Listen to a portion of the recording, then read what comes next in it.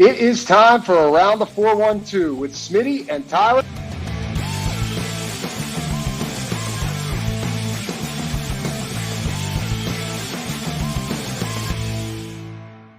Welcome back to another episode of Around the 412. I am Tyler. With me, as always, is my co-host Smitty. Be sure to go follow us on all of our social medias at Around the 412. Whether you're listening on a Spotify, Apple Podcast, or over on YouTube, go check out the links that we have in the description of the show. We got everything custom designs, Facebook and Etsy link. It's our friend Haley Wagner's small business. You get some customized clothing. We got Valentine's Day coming up. Maybe you get a jump start on Easter, or maybe you want some Around the 412 merch. She could probably hook you up with all of that. So go check that out. We got everything custom designs, Facebook and Etsy link in the description. This is the third time you guys get to see this week. It's a rare sight. We have a Pirates show. To be completely honest, you know the drill. We don't really talk about the Pirates all year round unless there's some significant news, just because we can't do that. We are not North Shore 9. Mm-hmm. We are not the Pirates fan forum. We don't have what it takes to talk about the Pirates in December and January unless we get some news. We did get some news, though, so we're having a show. And we're going to talk about some questions that you guys have and give a little info on the Pirates. I was just saying, we got some news and also we got some questions. So shout out to everybody that sends a question. Also, Tyler, I messed up because we got asked a question regarding all three teams and we were going to answer that on every show. Yeah. Well, my answer is also not the Pirates. My answer is the Penguins. So let's just get that out of the way. Oh my God. You had one job. You had one job. Well, what's funny is and it's the one that you're saying yes to, and it was yesterday. What are we doing? Yeah. Now people are never going to know. Unless people are never going to know. And now, unless people listen to the Pirates show, if you don't, I'll have to put out a statement on Twitter, maybe a iPhone Notes app apology. I can't believe for this group. I can't believe you've done this.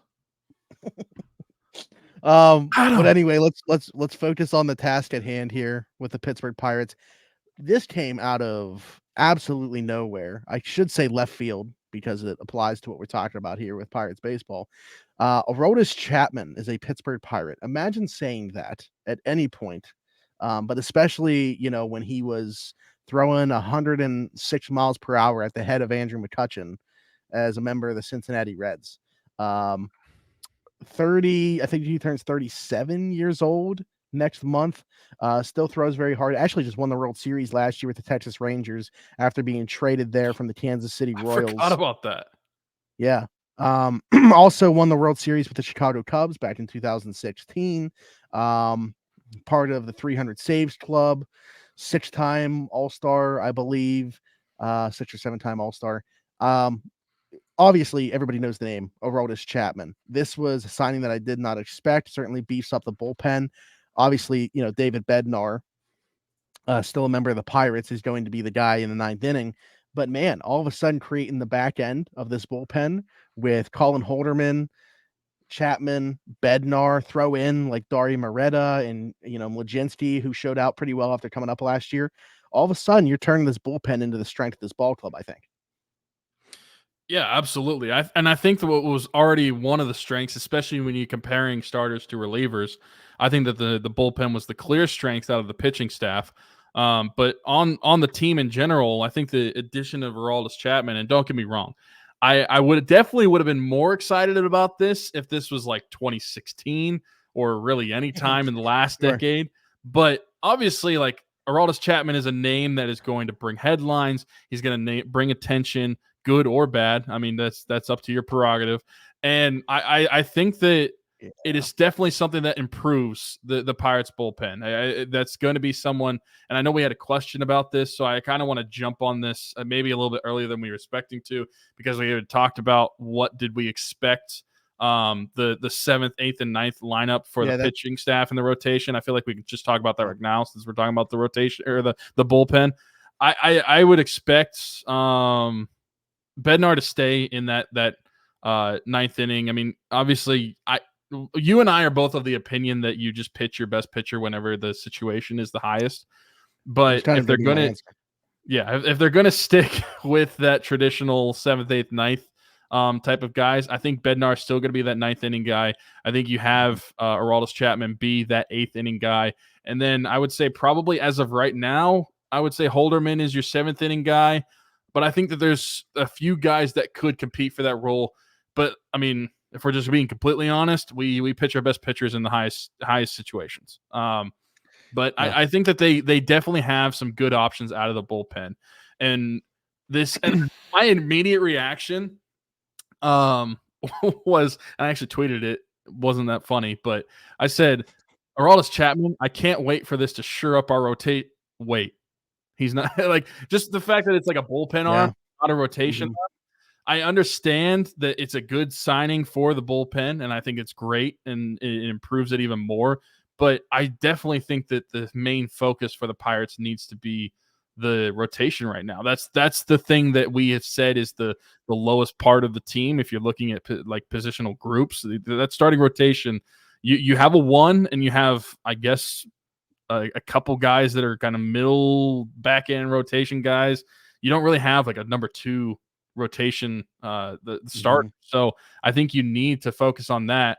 But I'm not trying to take away from Aroldis Chapman being a Pittsburgh Pirate. That's absolutely insane. The fact that I'm saying that, and that's a real sentence, the fact that imagine telling us in 2017 when we started the show, Aroldis Chapman was going to be a Pittsburgh Penguin at some point, or not Pittsburgh Penguin, Pittsburgh Pirate at some point while we're recording our episodes. Yeah, this is John, by the way, that asked us this question about the 7th, 8th, and 9th. And, similarly to you, I would rather not just designate guys for roles like that. But I feel like we've kind of, at least with the 9th inning, it's going to be Bednar. We could see him at times maybe try to get more than 3 outs. Maybe we do see him in the 8th. We've seen Chapman kind of struggle in that role. As of late, he had 6 saves last year across his time with the Royals and the Rangers. They were using him more in like a 7th and 8th inning role in both those teams. So he wasn't getting the ball in the 9th most of the time anyway. So I don't think it's really even a debate there. I think it's more of a debate between the 7th and 8th, if anything else, between Chapman and Holderman. Now, I would say Chapman in the 8th to start for sure.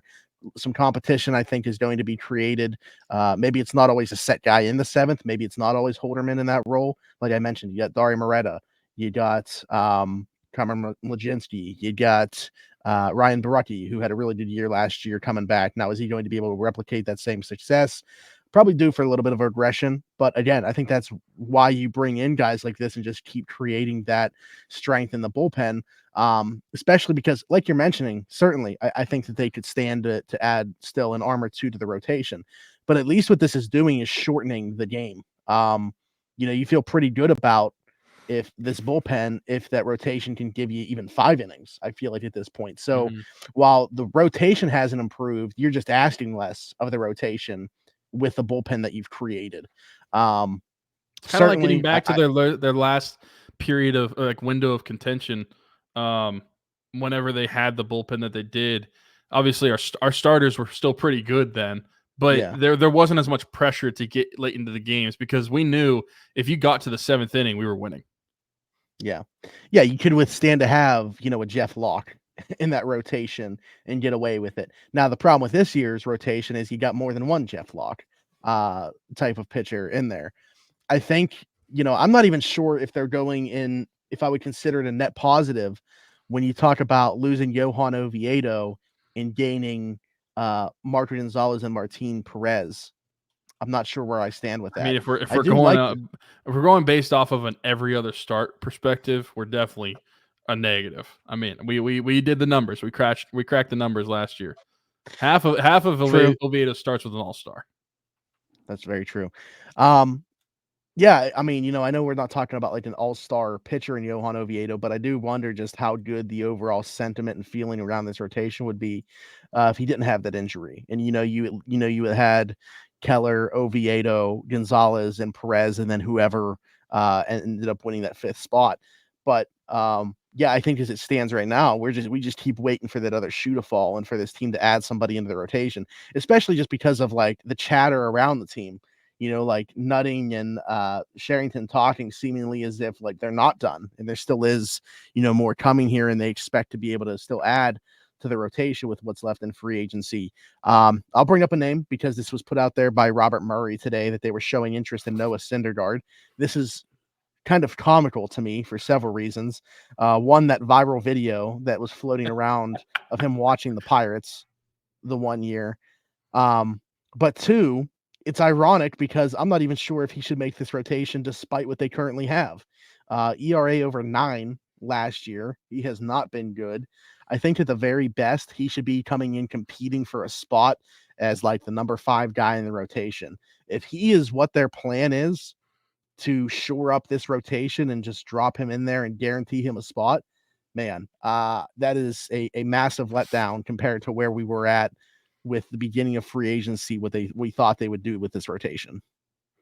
Yeah, I think Syndergaard would be bad. I don't see how he's an improvement over anybody that you have currently in that rotation. Last year was his worst year by far, and he was awful.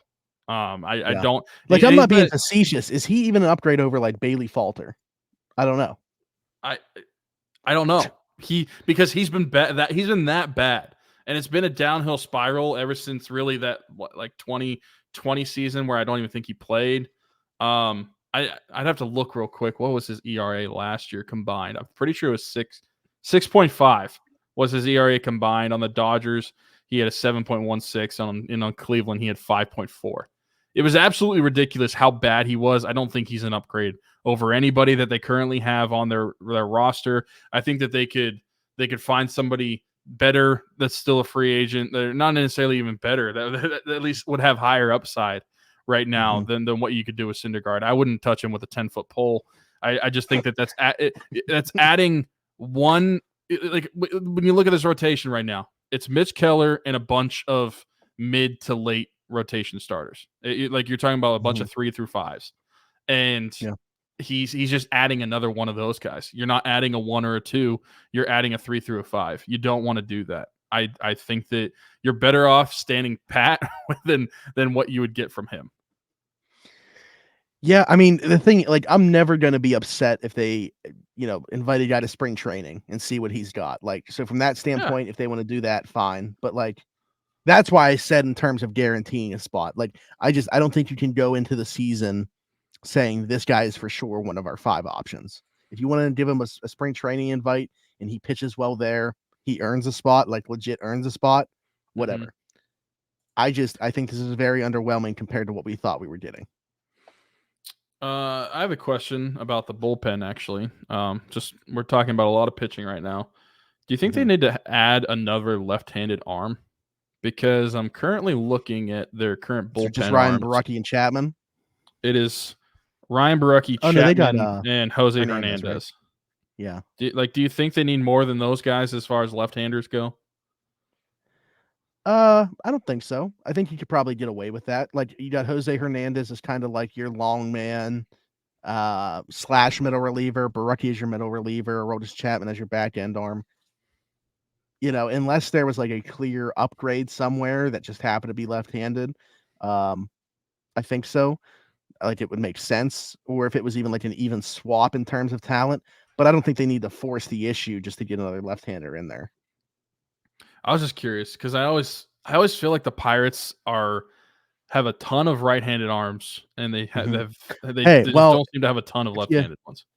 If you bring in multiple more starting guys for the rotation, you can move Marco Gonzalez to the pen, and you got another soft toss lefty to work with out of the pen. That's true.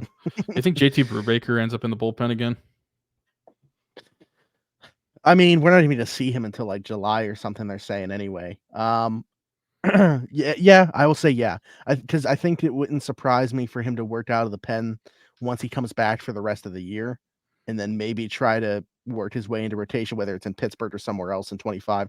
He's got a massive uphill battle though to really be much of anything at this point though in the MLB, just due to the injury, the age. I think there's so many factors working against him to really get back to a level that we saw. So, but yeah, I'll say yeah. I think he works out of the bullpen when he does come back. If we're gonna bring in somebody like Noah Syndergaard, I would rather bring in a guy like Chad Cole for the vibes. We know we like him. That's interesting. Didn't he? It was weird. I feel like he pitched. Was this last year in Colorado? No, he pitched last year in Washington. Oh, that's right. Yeah. I forgot about that. Yeah, I'm looking at his numbers right now. 8.45 ERA. Because I think in Colorado, the FIP wasn't that much better. For some reason, I thought his underlying numbers were like much better because Coors is a tough place to pitch. I thought his underlying numbers were much better, but they honestly weren't that different from the on the surface numbers. Well, and that's why I said, like, if you're gonna bring in someone like Syndergaard, might as well bring in Chad Cole because we know we like the vibes. Yeah. Hey, if he ended up wearing the same number, I could just break out the jersey again. There we go. There we go. Do the Pirates? This is last question that we got here from Kenneth. Do the Pirates have the brightest future among Pittsburgh franchises? This is interesting because I feel like it depends on your faith of the organization itself more than the players. Like, I feel like, okay, we've built a solid foundation here. Are they going to continue to add to it? I think, and this isn't their fault, but I just want to throw this in there as well. The loss of Endy for this year is crushing to me. Feel really bad about that one. I was really looking forward to watching him play this year, and him losing this year. Now you got to wonder how's he going to bounce back from this next season. It sucks. He's part of what you hope this future is, and why you would have optimism for what this future looks like. Any optimism for the Pirates' future, I think, is on the shoulders of Bob Nutting and Ben Sherrington. I think that there's a decent foundation here, but if they don't continue to add to it, it's pretty much meaningless. We're talking about this rotation. I think when you look at around the field, there's enough there. I think I still like to see a better solution at first base, but a lot of areas on the diamond, I think that they've done well in. But that rotation still leaves a lot to be desired, and first base leaves a lot to be desired. They're in a better spot right now than I guess I'll say I expected them to be halfway through last year. But I don't know that they're necessarily there yet, and I don't know that I can put the faith in Ben Sherrington and Bob Nutting to get them to that level. Oh boy, this is a tough question because I'm not even comparing them to the Penguins. I think they have a brighter future than the Penguins do, because Sure. I think the writing's on the wall with the Penguins. All your stars are aging, and they're in their mid to late 30s. And I mean, if you listen to our last episode of our Penguin show, we were literally talking about trading away our future. So, yeah, when you compare that to what the Pirates have, I don't think I think it's a no-brainer. Steelers, it's a little bit different. Like, football in general is just a little bit different because they don't have a farm system. Like, they have no minor leagues. So it's a little bit different to compare that sort of sense. But I think I would say yes, that the Pirates have the brightest future. And I know that goes against what I said, where which team do I think is going to get over the postseason slump first? It goes against what I said too. And I think I'm not going to say like luck, but I think the Penguins have a better shot to win one series, but not win a championship. Yeah. And I would say the same, pretty similar for the Steelers. Like, I gave reasoning in the Steelers episode. Go check it out. Link below. Mm-hmm. I would say that the Steelers have a better chance to, like you said, like, not necessarily luck their way into a win, but you could see how they could win a playoff game. I mean, I gave reasons why even in this Buffalo game, it was at least within reach. And with the Pirates, while that might be tough, just because we haven't had a winning season since 2018, and they haven't won a playoff game since 2013. I think that it is the Pirates, because when you compare their farm system to the Penguins, and then when you look at just the future based off that farm system, now whether management is going to get there or not, that to me is the tougher question, and why I am hesitant to say the Pirates, or that would leave me hesitant. But I think when you look at arguably the best farm system in baseball, I mean, I feel like they're easily top 3, but arguably the best. And when you look at how that future is, I think that based off of that, I would say yes, because when I compare it to the Steelers, the only thing I can compare it to is the Steelers have to replace the most important position.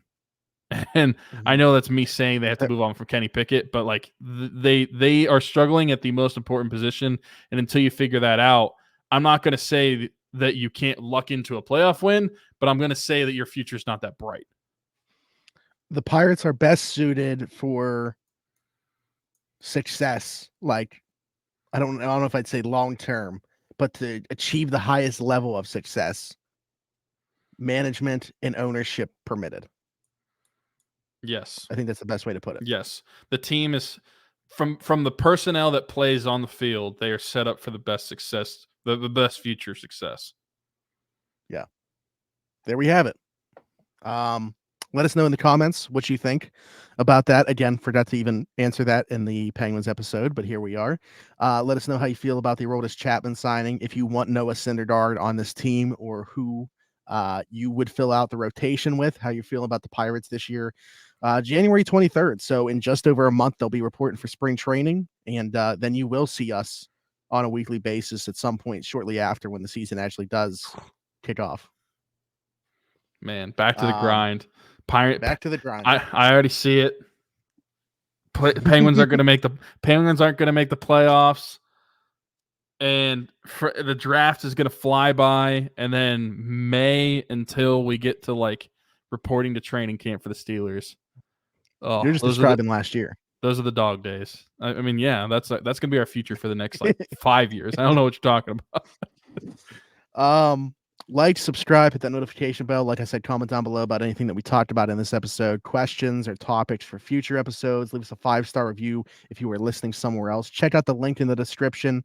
Everything Custom Designs, friend Haley Wagner Small Business, t-shirts, hoodies, all different types of clothing.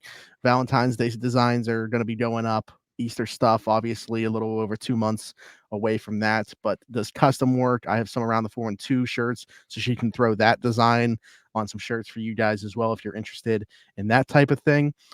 Go check out our Steelers or Penguins videos, which are popping up on the screen right now, and we'll see you guys next week. Bye-bye.